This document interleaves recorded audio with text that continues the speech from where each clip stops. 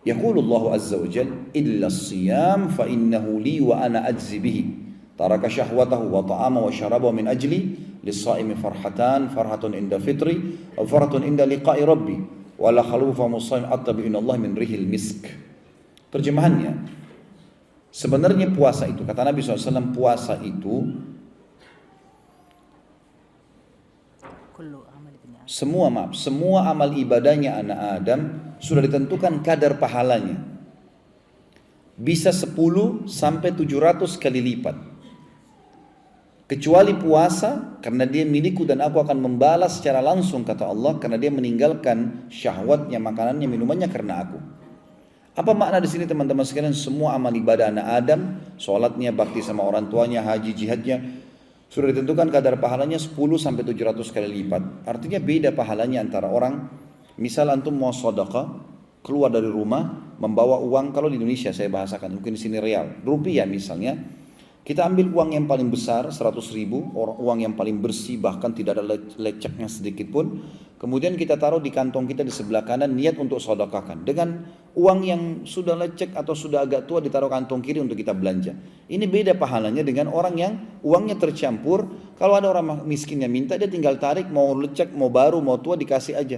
Tanpa juga melihat nilainya besar atau kecil. Akan beda pahala. Ada kemasan yang positif di sini. Beda pahalanya antara orang yang terbangun tengah malam jam 3, lalu dia sholat tahajud tanpa diprogramkan. Beda dengan orang yang dari sebelum tidur sudah niat mau sholat malam, sudah bunyikan jam beker, pada saat bangun juga sebelum tidur dia sudah siapkan sejadah dengan dibubuhi minyak wangi. Mungkin kalau akhwat kita mau kenahnya dengan bersih, ikhwat kita kopiahnya dengan bajunya bersih. Seperti Abu Hanifah rahimahullah, setiap malam kalau mau sholat tahajud beliau selalu pakai baju baru. Setiap hari baju baru. Rahimahullah. Jadi karena ingin tahu, ingin bertemu dengan Allah. Seperti kalau kita ketemu dengan raja atau presiden, kita akan pilih baju yang terbaik. Maka ini dilakukan oleh Abu Hanifah rahimahullah. Maka dia berusaha untuk menggunakan pakaian yang terbaiknya. Kemudian mungkin sebelum dia sholat malam, dia mandi dulu, dia minum teh hangat. Maka beda pahalanya orang yang mengemas ini dengan orang yang begitu saja mengerjakan ibadah. Makanya ibadah itu bisa 10 sampai 700 kali lipat tergantung kadar niat dia dan bagaimana dia mengemas sebaik mungkin ibadah itu. Kecuali puasa, puasa di atas 700 kali lipat. Karena kata Nabi SAW, kecuali puasa. Karena Allah berfirman, dia milikku dan aku akan membalas langsung, sebab dia meninggalkan syahwatnya, makanan, minuman karena aku. Lalu Allah berkata, untuk orang puasa aku janjikan 2 kegembiraan. Pada saat dia buka puasa dan pada saat dia bertemu dengan Tuhannya Allah. Apa makna di sini kegembiraan pada saat buka puasa, teman-teman? Ulama hadis mengatakan ada 3 makna di sini. Yang pertama, gembira karena haus dan laparnya hilang. Ini sudah umum. Yang kedua, kegembiraan yang didapatkan adalah karena dia berhasil mengalahkan syaitan yang dari sebelum sahur sampai menjelang buka puasa berapa detik menggoda dia untuk mengurangi kadar pahala atau membatalkan puasanya. Begitu dia azan maghrib, dia berarti dia sudah menang. Seperti orang kalau lomba lari sudah sampai garis finish, musuhnya nggak bisa buat apa-apa lagi. Ini kegembiraan pada saat buka puasa. Dan yang ketiga adalah kegembiraan karena dia bisa melipat gandakan pahala dengan membuka puasakan orang lain. Sebagaimana akan kita jelaskan nanti. Itu kegembiraan. Jadi satu hari kita bisa dapat pahala 50 pahala puasa, 100 pahala puasa, 1.000.000 pahala puasa. Tergantung antum mau berapa banyak. Tinggal buka puasakan orang. Ya, gitu. Maka kita akan panen pahala. Maka pada saat buka puasa kita akan gembira di sini orang-orang beriman karena dia akan panen pahala dia dan pahala orang yang dibuka puasakan. Sementara kegembiraan yang kedua adalah pada saat bertemu dengan Allah, artinya dia akan masuk dalam surga. Dan penutupan hadis, dan bau mulutnya orang yang puasa lebih wangi di sisi Allah daripada bau kasturi.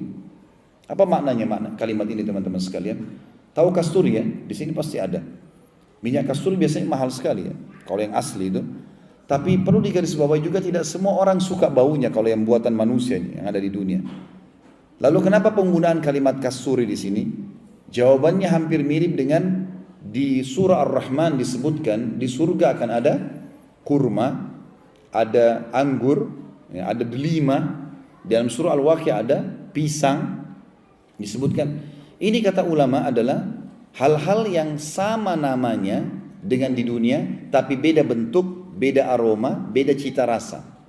Jadi misal masalah kurma di surga, baginda Nabi SAW bersabda, sesungguhnya 1 butir kurma di surga, 1 butirnya seperti tempayan besarnya. tempayan tempat makanan yang besar, bisa 10 orang makan, satu butir kurma. Putihnya lebih putih daripada susu, manisnya lebih manis daripada madu, dan lembutnya lebih lembut daripada buih. Tidak akan pernah kita temukan di dunia ada kurma seperti ini. Warnanya putih, lebih putih dari susu. Yang kita tahu adalah coklat, hijau, merah. Tapi putih nggak akan pernah ada kurma putih. Dan rasanya lebih manis daripada madu dan lebih lembut daripada buih. Tapi seperti itulah.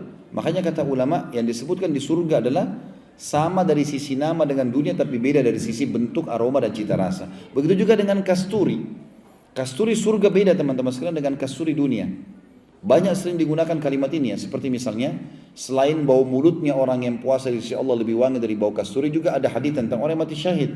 Yang kata Nabi SAW, orang yang mati syahid akan menetes darah dari lukanya dan mengeluarkan wangi lebih wangi dari bau kasturi. Atau sebagai semerbak kasturi gitu kan.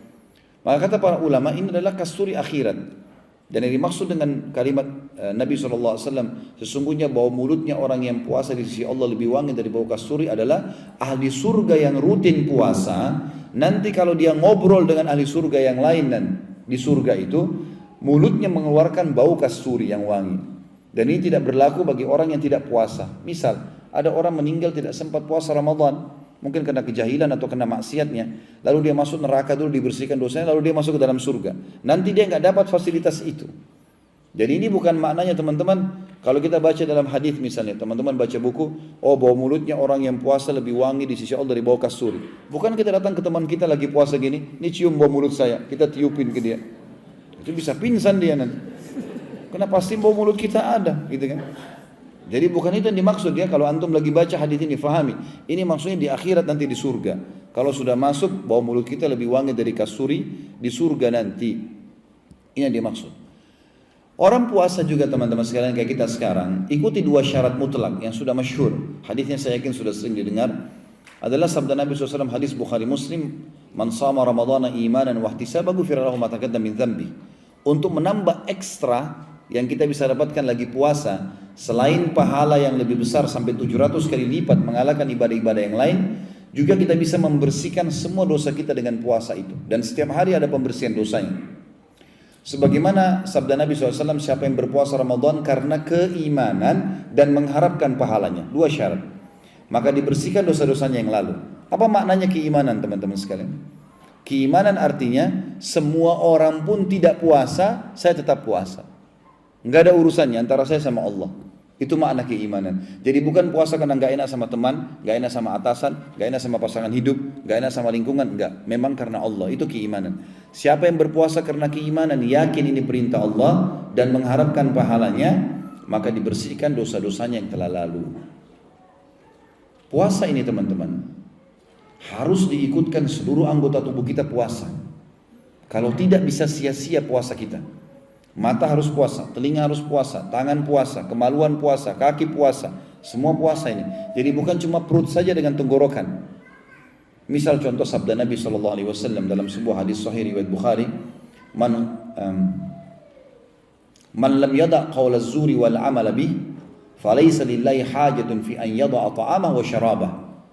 Siapa yang tidak meninggalkan perkataan dusta dan perbuatan dusta, maka Allah tidak sudi menilai lapar dan hausnya. Jadi kalau puasa tapi masih dusta, batal puasanya. Amal-amal ini tidak boleh dilakukan.